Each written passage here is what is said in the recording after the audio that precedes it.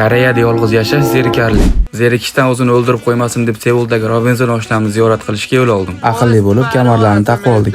Boshladik. Parvozingiz xatarsiz bo'lsin. Aks olib avtobusda ham futbol ko'rsatishyapti. O'zi ham 5 soat deganda Seulga yetib keldi. Hamma mehmonlarni kutib olsa, men mezbonni kutib oldim. Oshnam ishtaligi uchun yetib kela olmadi. Eshiklarni parolini bilib olib o'g'irlikka kelaman deb o'tirmaylar. Uyda tarakandan boshqa hech narsasi yo'q. Bilasizlarmi, ikkita o'zbekning kallasi bir bo'lsa, osh qilishga harakat qilishadi. Biz ham osh qilishni boshlab yubordik. O'zbeklarning mehmondo'st ovqati har doimgidek osh. Oshpaz kim desanglar, har doimgidek kamin. Ish qilayotganda labni tishlab olish odat sizlarda ham bormi? Tayyor bo'lgan masalliqlarni birma-ketdan qozonga tashlashni boshlaymiz. Qozon kichkinaligiga qaramasdan yaxshi niyat qilib oshni ham boshlab oldik. Sizlar ham guruchliq suvda yutib sinab ko'ringlar. Sabzilarni o'ldirgandan keyin guruchga moslab suvni ham quyib oldik. Yaxshilab qaynab suv kamaygandan keyin esa guruchni ham solib. Guruch solganingizdan keyin hamma joyi bir xilda qaynashiga e'tibor bersangiz, yana ham yaxshi bo'ladi. Suvni yaxshilab tortgandan keyin esa holatiga qarab 20 yoki 30 minutga damlashga qo'ydik.